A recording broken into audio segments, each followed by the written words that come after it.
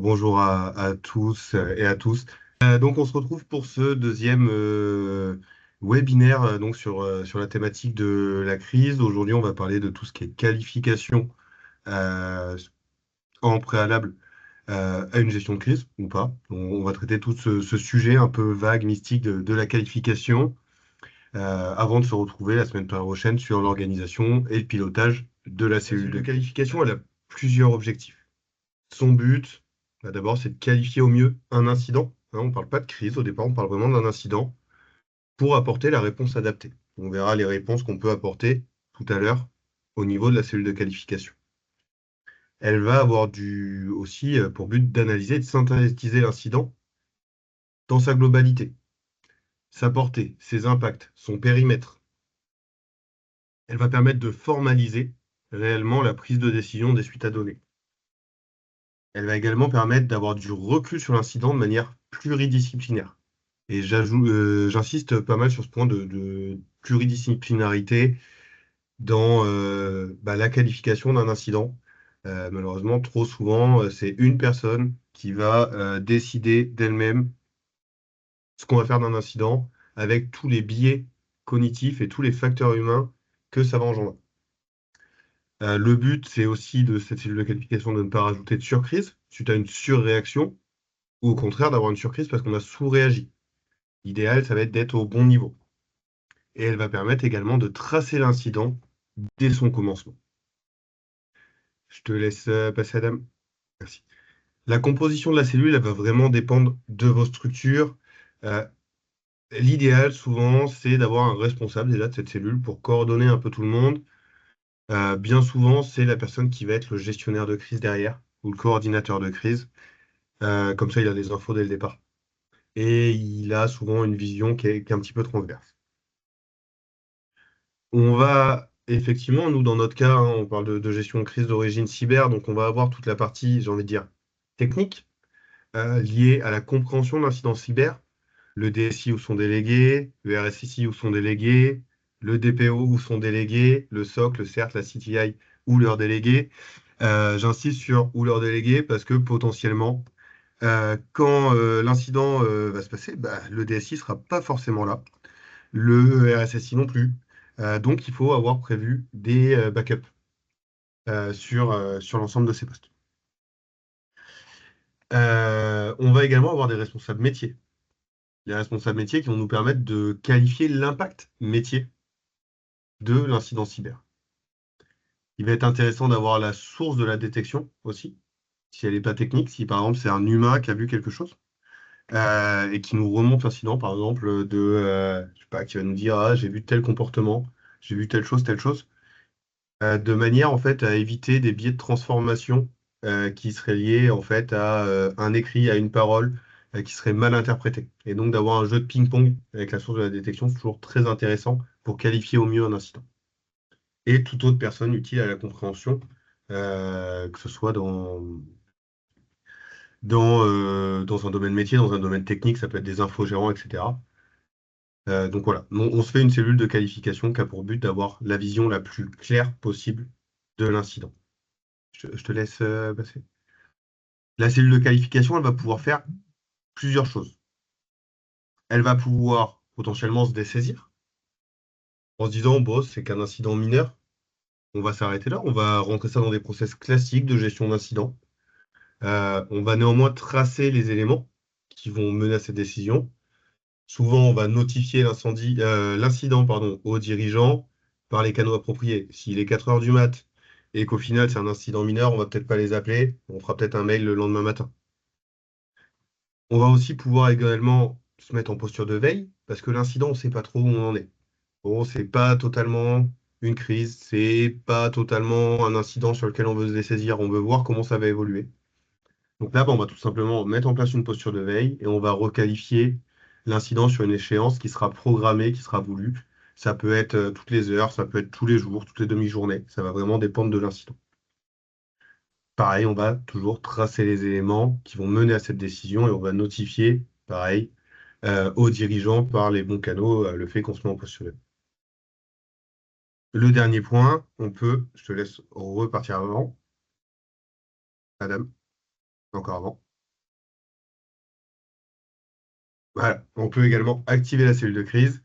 Donc là, bah, on va tracer les différents éléments pareils qui vont nous dire qu'on active la cellule de crise. On va les fournir à la cellule de crise également parce que ça va leur permettre d'avoir les premiers éléments de la qualification de la crise et donc les objectifs qu'on va mettre dans la cellule de crise.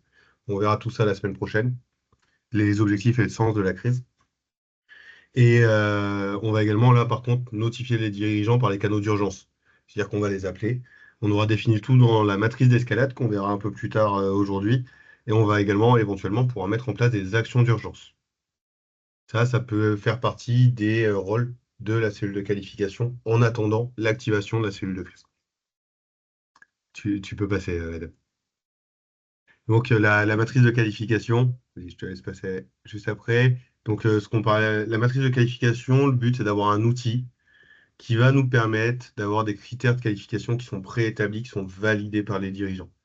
Ça va nous permettre d'aider aussi à la prise de décision. Une fois qu'on a un doute, si on a des seuils, ça nous permet quand même de pouvoir s'appuyer sur un document et elle va nous permettre aussi de s'assurer que les bonnes questions aient été posées en cellule de qualification. La cellule de qualification est un outil organisationnel. La matrice de qualification est vraiment un outil, j'ai envie de dire, papier, méthodologique pour la cellule de qualification. Vas-y, Adam. Donc, on va commencer par évaluer les impacts. Ces impacts, on peut faire, on aime bien les échelles à 4 niveaux, ça peut être 3, ça peut être 5, ça peut être 6, ça dépend vraiment, pareil, de vos structures. Ces impacts, ils vont être évalués suivant différents critères. Critères humains, est-ce qu'on a des morts ou des blessés? Critères politiques, si jamais c'est applicable dans des structures notamment publiques. Critères environnementaux, financiers. Donc là, on va prendre en compte dans le financier notamment, tout ce qui va être perte d'exploitation évaluée. La partie sociale, est-ce qu'on va devoir mettre en place du chômage technique? Est-ce qu'on va avoir une problématique d'image, de réputation? Est-ce que c'est de la malveillance ou pas? Parce que souvent, sur de la malveillance, on va devoir mettre en place des actions beaucoup plus larges. On va devoir s'isoler, souvent, on va devoir mettre en place de l'investigation, tout ça, ça prend du temps. Et donc, bah, ces actions qui vont prendre du temps, cette isolation va avoir un impact sur tout le reste. Le périmètre va être important. Et on va avoir également toute la partie légale, juridique, réglementaire, contractuelle, qui est important aussi à prendre en compte. Pour un exemple, hein, une fuite de données massive, quand vous êtes un groupe comme un opérateur téléphonique, par exemple, fuite de données, vous n'allez pas avoir de mort, vous n'allez pas avoir de problème politique, environnemental, etc. Par contre, vous allez avoir un problème d'image super important. Et derrière, vous avez potentiellement un problème avec la CNIL. Et donc, ce problème avec la CNIL, potentiellement, va pouvoir engager un problème financier, etc., etc. Cet impact, on va le croiser avec une autre échelle qui va être l'échelle d'urgence. Je te laisse passer, Adam, juste après. Voilà, l'échelle d'urgence. L'urgence va permettre de voir si l'impact il va être urgent à traiter ou pas. Je vous prends un exemple. Si on est en train de gérer une paye, si on a, pardon, si on a la solution de paye qui tombe, mais qu'on vient de traiter la paye, que la paye est traitée, pas urgent. On a le temps de gérer. On a le temps de gérer, on a des solutions de contournement. On va peut-être pas rentrer dans un mode de cellule de crise. Sûrement se mettre en posture de veille. Par contre, on doit faire passer la paye et le logiciel de paye est par terre. Là, on a une urgence qui est assez haute. En plus, la paye, c'est toujours critique d'un point de vue social. Donc là, on va se placer sur une urgence très haute. Parce qu'on a une action critique à un moment critique. Cette urgence, elle va permettre de tempérer un petit peu l'impact. Soit de le majorer, soit de le minorer. Je te laisse passer juste après. Donc, on va tout simplement croiser les deux. Et en croisant les deux, on va pouvoir se dire, est-ce qu'on va saisir la cellule de qualification? Est-ce qu'on va mettre en place de la cellule de crise? Est-ce qu'on va juste mettre en place une cellule d'alerte, etc. Ça va nous permettre d'avoir des différents niveaux et donc de céder à la décision. Je te laisse passer, Adam. Euh, la grande question, comment fait-on sans outil de qualification? Parce que bien souvent, il n'y en a pas. Je vais se passer juste après, Adam. Euh, bon, il y a le au feeling. Ça marche des fois très bien. Ça dépend de la sensibilité de l'interlocuteur. Euh, cette notion, j'ai envie de dire, de feeling, de juger sur la situation, marche aussi avec la matrice de qualification qu'on vient de voir avant. Des fois, on se dit, OK, la matrice de qualification, elle nous dit qu'on n'est pas sur un incident grave, mais là, on ne sait pas, on ne le sent pas. Bon, bah, on va quand même lancer une cellule de crise, au pire, on la lancera pour pas grand-chose. On peut aussi faire appel à des experts, l'ANSSI, suivant vos domaines, le CERT intrinsèque. Ne pas hésiter à appeler le CERT intrinsèque. On saura vous accompagner dans la qualification d'un incident, tout simplement parce que nous, on a besoin des informations nécessaires à la qualification pour nous préparer le dispositif derrière qu'on va mettre en place pour vous accompagner. Des fois, il y a des situations qui sont tellement claires qu'elles amènent directement à la cellule de crise. Pour un exemple, hein, ransomware déployé sur l'ensemble d'un parc. Bon, là, on n'a pas trop de doutes. Et des fois, tout simplement, on a la qualification qui est faite directement par la cellule de crise. Ça se fait dans les petites structures qui ont déjà des cellules de crise qui sont un peu matures. Par contre, ça veut dire que bah, à tout moment, on réveille notre cellule de crise pour faire de la qualification d'incident, quitte à ce qu'elle se rendorme derrière. Je laisse passer, Adam. On parlait tout à l'heure d'échelle d'escalade. Vas-y, tu peux passer derrière. L'échelle d'escalade, elle a pour but, pareil, de formaliser l'ensemble des acteurs à notifier. On n'est pas vraiment sur un annuaire de crise, sur un annuaire qui va nous permettre de contacter toutes les personnes de la cellule de crise. Elle va plus nous permettre d'avoir les interlocuteurs à chaque étape clé jusqu'à la cellule de crise. Elle va nous permettre également de processer la réponse à incident et donc d'avoir un process qui est assez clair, qui est carré, qui est sur papier et sur lequel on va pouvoir décliner des procédures opérationnelles. Et elle va pouvoir aussi nous permettre de servir entre guillemets de checklist, d'être sûr de ne pas avoir ou d'oublier d'étapes, de les avoir faites dans l'ordre. Vas-y, Adam. Là, on a un exemple de matrice d'escalade. Surtout, vous aurez la même dans le livre blanc. Ne la copiez, collez pas. Il faut vraiment l'adapter à votre structure, à votre situation et la personnaliser. Avec les numéros de téléphone qui vont bien, avec les responsables qui vont bien et avec les actions exactes qui vont bien. Et dans l'idéal même, on met directement le lien vers les procédures de traitement, vers les procédures d'isolation, etc., etc. Et ça peut être un exemple de matrice d'escalade qui peut marcher. Parce qu'on a les différentes étapes, etc. Vas-y, oui, tu peux y aller. Donc ça c'était la partie échelle d'escalade. On va également avoir ce qu'on va appeler les procédures boutons rouges, ou les procédures d'urgence. C'est souvent des procédures d'isolation. C'est des mesures de containment qui vont nous permettre de mitiger le risque dans un premier temps.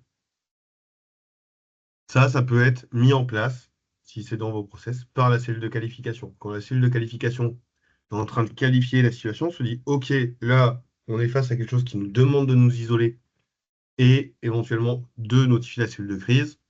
Et ben, j'ai deux streams qui sortent de ça. Une première, on lance les procédures bouton rouge. Le second stream, j'appelle la cellule de crise et je mets en place les alertes sur la cellule de crise. C'est aussi un petit peu chronophage. Avant de s'isoler, on va commencer par définir le périmètre à isoler et à définir la méthode d'isolation. Le périmètre à isoler, il va dépendre de votre connaissance de l'incident. La méthode d'isolation, elle va dépendre du périmètre et de votre connaissance des outils. On a la partie EDR. Ça nous permet d'avoir une frappe rapide, précise sur l'isolation. Euh, Ça nous permet quand même de garder la main et le contrôle sur l'équipement. Néanmoins, on peut avoir du bypass de l'EDR. Ça peut exister. Des fois, on a du déploiement partiel des EDR, donc on a une partie du parc qu'on ne voit pas, qu'on ne peut pas isoler. Et des fois, quand on a mal prévu la chose en amont, la tâche, elle est chronophage, parce qu'elle n'est pas forcément automatisable, parce qu'on n'a pas prévu le groupe, etc. Derrière, on a l'isolation possible avec des firewalls. Ça nous permet de faire l'isolation globale d'un seul coup. Néanmoins, attention au deny all. C'est le meilleur moyen pour rajouter de la surcrise à la crise, parce que derrière, en fait, on va se couper l'accès aux solutions de sécurité, on va se couper les pattes d'administration, les synchros du DNS, du DHCP, etc., etc. Donc attention quand on fait ça. Donc l'idéal, c'est de plus faire ça comme des brutes. Et pareil, on va commencer à faire de la frappe un peu chirurgicale. Donc, avant, on aura identifié les flux d'administration, les flux de sécurité, les flux de supervision qui sont nécessaires à la résolution de l'incident. On va intégrer ces règles, on va les nommer spécifiquement et on va les tester. Alors, on va pas les tester en pleine journée, hein, on va essayer de les tester à un moment où on n'a pas de problématique métier lié à ça. On teste les règles d'isolation et on voit si ça marche. Attention, il y a quand même des effets de bord possibles, c'est-à-dire sur tout ce qu'on n'aura pas prévu lié à de l'isolation. Des pertes de synchro, de la donnée qui aurait été produite d'un côté qui ne va pas se synchroniser de l'autre côté, notamment quand on a des liens on-prem cloud, etc. Et après, on a toutes les autres méthodes d'isolation à base de je débranche des câbles électriques ou réseau, je tout est possible et inimaginable. On est toujours surpris par l'imagination humaine. Attention aux effets de bord possibles. Arracher électriquement des switches. Les switches, souvent, n'aiment pas ça et ont du mal à redémarrer. Arracher sauvagement tous les câbles d'une baie de brassage. Bon courage pour rebrasser, etc., etc. Je te laisse passer, Adam. Nous, ce qu'on vous conseille de faire également, c'est de créer des fiches d'isolation suivant des périmètres prédéfinis. Dans ces fiches, on va mettre la liste des équipements qui sont impactés derrière, ce qui va nous permettre de nous aider sur le périmètre, l'impact métier que va déclencher cette isolation, la personne habilitée à déclencher la règle, parce que bien souvent, on peut voir le moment où tout le monde se regarde dans le blanc des yeux et se dit, OK, est-ce que moi j'ai le droit d'isoler ou pas? C'est une décision support, DSI, RSSI, DG, qui prend la décision, qui a le droit d'isoler suivant le périmètre. Et derrière, dans l'idéal, on se met les petits noms des règles dans les solutions de sécurité. Ça peut être fait sous forme papier, ça peut être fait sous forme Excel. Garantissez-vous juste que cette fiche d'isolation et tous les documents qu'on a vus avant, vous pouvez les avoir à disposition, même pendant une cyberattaque. Potentiellement, tout est chiffré. Disque dur externe, papier, PC hors du réseau, tenante Office 365 hors du réseau, etc. Tout ça, ça peut s'étudier.